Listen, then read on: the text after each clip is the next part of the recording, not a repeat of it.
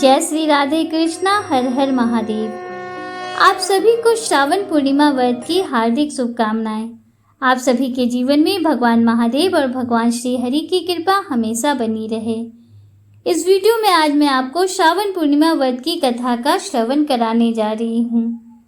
दोस्तों, पूर्णिमा तिथि का हिंदू धर्म में विशेष महत्व है। इसे धनदायक और संतानदायक व्रत माना गया है।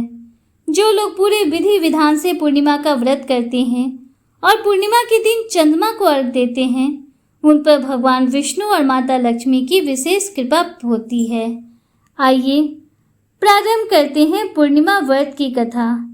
प्रेम से बोलिए गौरी पुत्र गणेश की जय।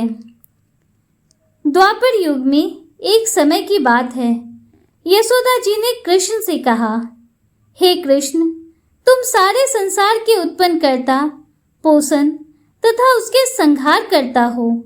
आज कोई ऐसा व्रत मुझसे कहो जिसके करने से मृत्यु लोक में स्त्रियों को विधवा होने का भय न रहे तथा यह व्रत सभी मनुष्यों की मनोकामना पूर्ण करने वाला हो।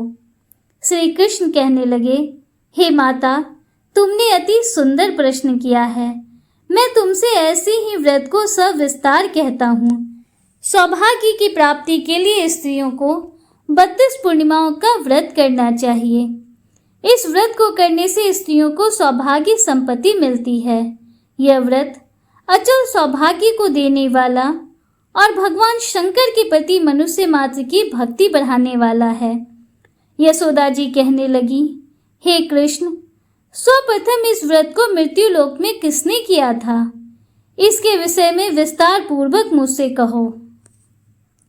श्री कृष्ण जी कहने लगे, इस भूमंडल पर एक अत्यंत प्रसिद्ध राजा चंद्रहास से पालित अनेक प्रकार के रत्नों से परिपूर्ण काटिका नाम की एक नगरी थी।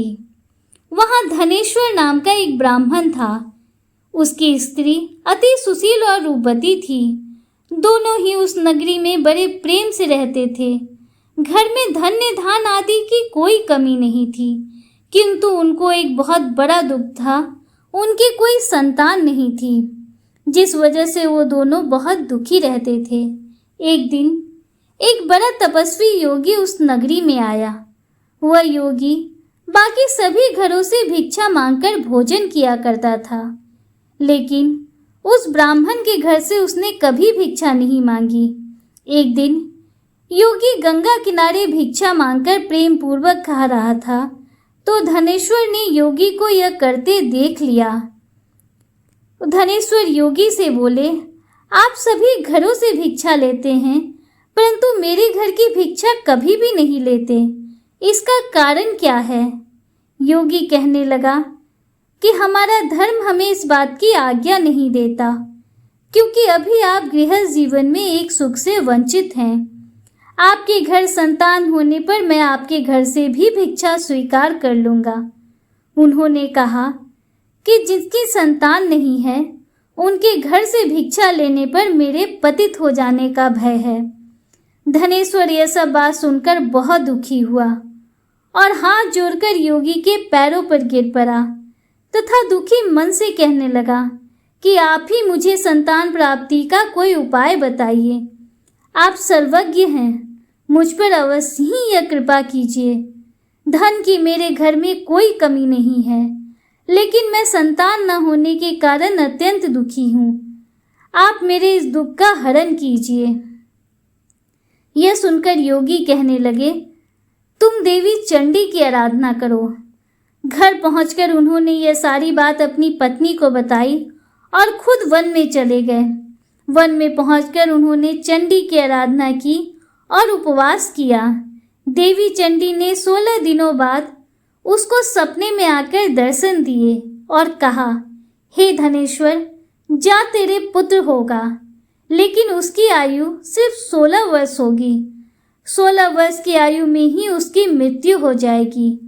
अगर तुम दोनों स्त्री और पुरुष 32 पूर्णिमाओं के व्रत को करोगे तो वह दीर्घायु हो जाएगी। जितनी तुम्हारी सामर्थ्य हो उतने दिए जलाकर शिवजी का पूजन करना, लेकिन पूर्णमासी 32 ही होनी चाहिए। सुबह होते ही तुम्हें इस स्थान के पास एक आम का पेड़ दिखाई देगा। उस पर चढ़कर एक फल तोड़कर अपने घर चले जाना। अपनी स्त्री को इस बारे में बताना कि सुबह स्नान होने के बाद वह स्वच्छ होकर शंकर जी का ध्यान करके उस फल को खा ले। तब शंकर भगवान की कृपा से उसको गर्भ हो जाएगा। जब ब्राह्मण सुबह उठा तो उसे उस स्थान पर आम का पेड़ दिखाई दिया। वह उससे फल तोड़ने की कोशिश करने लगा, लेकिन वह पेड़ पर चढ़ नहीं पा रहा था। यह देखकर उसे बड़ी चिंता हुई। उसने भगवान गणेश की उपासना की और कहा, हे दयानिधे, अपने भक्तों के विघ्नों का नाश करके उनके मंगल कार्य को करने वाले, दुष्ट का नाश करने वाले, रिद्धि सिद्धि देने वाले, आप मुझे इतना बल दें कि मैं अपनी मनोकामना पूरी कर सकूं। इसके बाद वह पेड़ से फल तोड़कर अपनी पत्नी के पास पहुंचा। उसकी पत्नी ने अपने पति के कहे अनुसार उस फल को खा लिया। उसके बाद वह गर्भवती हो गई। देवी की कृपा से उसे बहुत सुंदर पुत्र पैदा हुआ। उसका नाम उन्होंने देवीदास रखा। माता पिता के हर्ष और शोक के साथ वह बालक बढ़ने लगा। भगवान की कृपा से वह बालक बहुत ही सुंदर था, सुशील और पढ़ाई लिखाई में भी बहुत ही निपुण था। दुर्गा जी के कथनानुसार उसकी माता ने 32 पूर्णमासी का व्रत रखा। जैसे ही 16वां वर्ष लगा, दोनों पति पत्नी बहुत दुखी हुए कि कहीं उनके पिता की मृत्यु न हो जाए। उन्होंने सोचा कि अगर उनके सामने यह सब हुआ तो वह यह सब कैसे देख पाएंगे। तभी उन्होंने देवीदास के मामा को बुलाया और 1 वर्ष के लिए देवीदास को काशी में पढ़ने के लिए भेज दिया। 1 वर्ष के बाद उसे वापस लेकर आने को कहा। देवीदास अपने मामा के साथ घोड़े पर सवार होकर चल दिया। उसके मामा को भी यह बात पता नहीं थी। दोनों पति पत्नी ने 32 पूर्णमासी का व्रत पूरा किया। दूसरी तरफ मामा और भांजा दोनों रात गुजारने के लिए रास्ते में एक गांव में रुके। उस दिन उस गांव में ब्राह्मण की कन्या का विवाह होने वाला था। जिस धर्मशाला में वर और बारात के बाकी लोग रुके हुए थे, उसी धर्मशाला में देवीदास और उसके मामा भी ठहर गए। उधर कन्या को तेल आदि चढ़ने के बाद जब लग्न का समय आया तो वर की तबीयत खराब हो गई। वर के पिता ने अपने परिवार वालों से विचार विमर्श करके कहा कि यह देवीदास मेरे पुत्र जैसा ही है। मैं इसके साथ अपने बेटे की जगह इसका लगन करा दूं और बाद में बाकी सारे काम मेरे बेटे के साथ पूरे हो जाएंगे। ऐसा कहने के बाद वर के पिता देवीदास को मांगने के लिए उसके मामा के पास गए और उन्हें सारी बातें बताई। मामा ने कहा कि कन्यादान में जो कुछ भी मिलेगा वह हमें दे दिया जाए। वर के पिता ने बात को स्वीकार कर ली। इसके बाद देवीदास का विवाह कन्या के साथ संपन्न हो गया। इसके बाद वह अपनी पत्नी के साथ भोजन करने लगा और मन में विचार करने लगा कि न जाने ये किसकी पत्नी होगी। यह सोचकर उसकी आंखों में आंसू आ गए। तब वधू ने पूछा, क्या बात है, आप उदास क्यों हैं?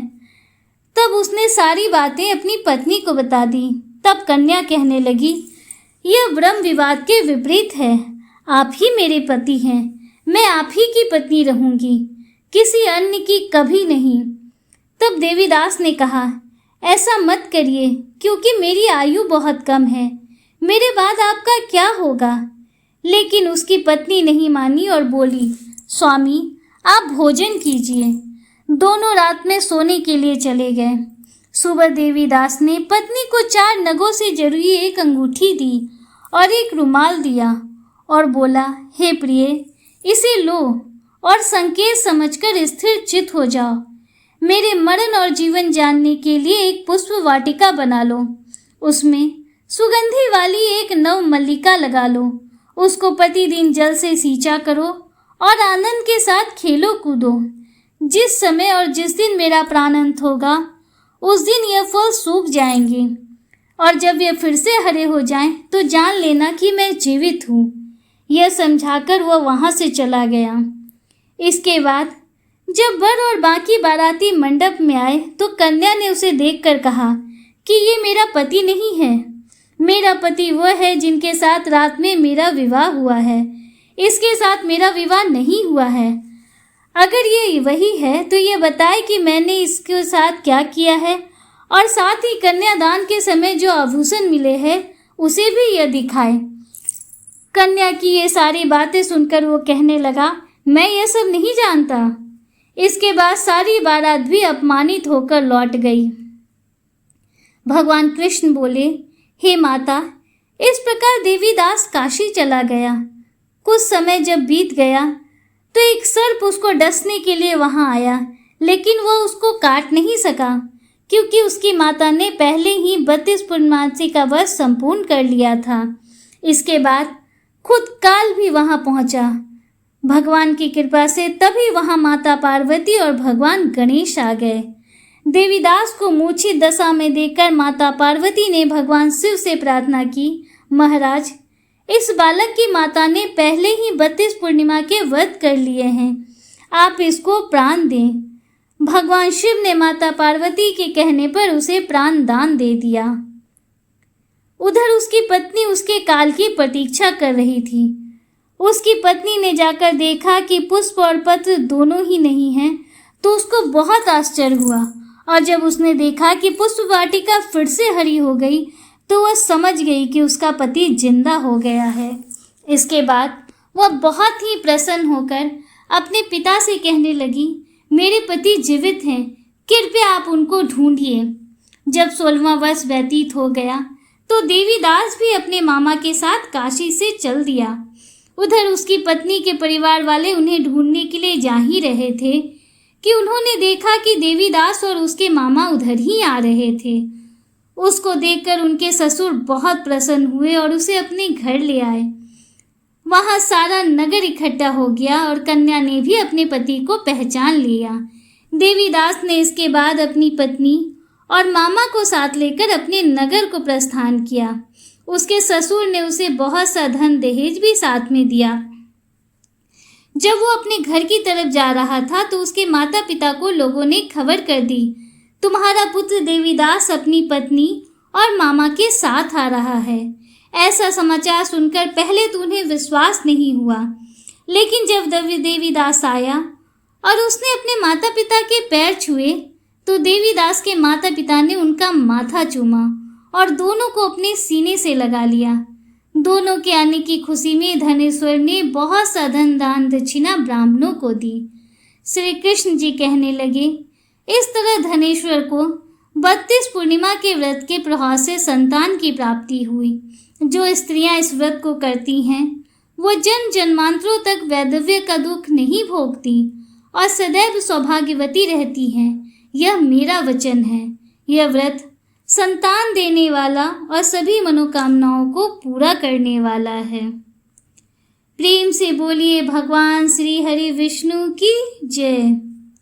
दोस्तों, उम्मीद करती हूँ कि सावन पूर्णिमा की यह व्रत कथा आपको पसंद आई होगी और वीडियो आपको अच्छा लगा होगा। अगर वीडियो आपको अच्छा लगा हो तो वीडियो को लाइक कीजिए, दूसरों के साथ शेयर कीजिए, कमेंट में हर हर महादेव, जय श्री राधे कृष्णा जरूर लिखिए। अगर आप हमारे चैनल पर पहली बार आए हैं तो चैनल को सब्सक्राइब कीजिए, बेल आइकन जरूर प्रेस कीजिए, जिससे आगे भी आपको ऐसी ही रोचक जानकारियाँ मिलती रहें। मिलते हैं आपसे अगले वीडियो में, तब तक के लिए हर हर महादेव, जय श्री राधे कृष्णा, राधे राधे।